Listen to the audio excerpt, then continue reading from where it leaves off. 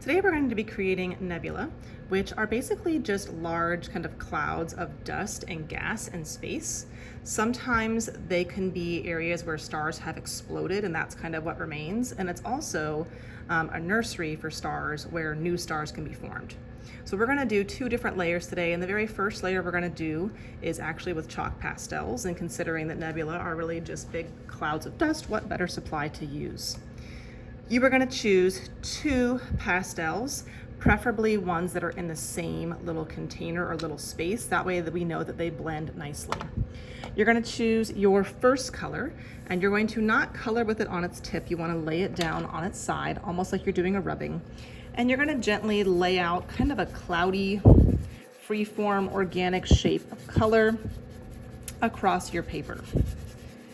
Once you have that first color kind of laid down, then you're going to take that finger and you're going to blend and kind of smooth out and soften that chalk pastel to give it more of that cloudy kind of appearance.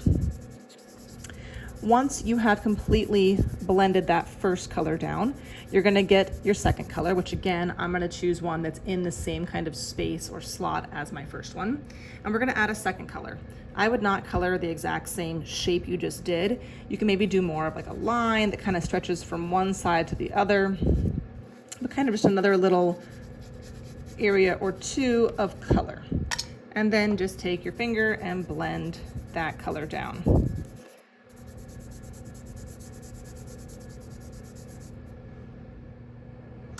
For the next part, we're going to create these really cool kind of shapes that are coming off your paper that look like those little nebula kind of clouds. And for that, we're going to do what's called a string pull. So you're going to have some string that's attached to a paper clip sitting in some watered down tempera paint. And for this step, you're actually going to work with a partner. So you need to find someone else to do this step with. You will find a book. Someone, does not matter who, will take their paper and put it in the book so that you can see your chalk side.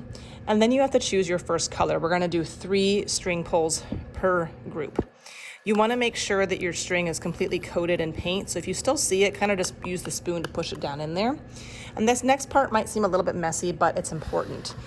If we just pull it up and use it like it is, it's a little bit too painty.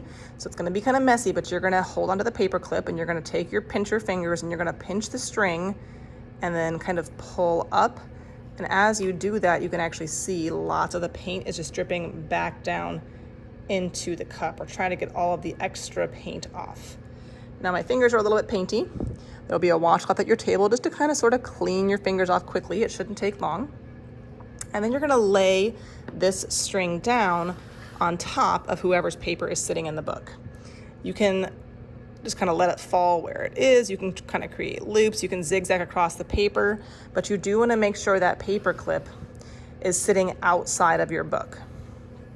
Then you're going to take the other person's paper and you're going to make a sandwich, but you don't want to do it this way. You want the color side to be down, so you should see the name of the person who created the second artwork. So line them up, and once they're lined up pretty close, take your book and shut it. One person can kind of have their hands on the book pushing down, while the other person grabs the paper clip, and you're going to pull directly out. And you're going to pull until that string pops all the way out. When you're done, you can open the book and see your first print. So you kind of both get this really cool looking string pull, and as it dries, those colors will get brighter. You're going to do this 3 times. So I'm going to take this string and kind of try to put it back in the cup for whoever wants to use the color next.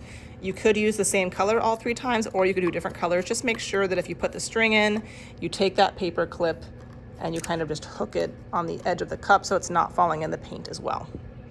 You are going to repeat those steps until you have 3 prints. So I'm going to rotate it so that when I pull, it's kind of coming off of a different edge, and whoever the person is on top can do the same thing.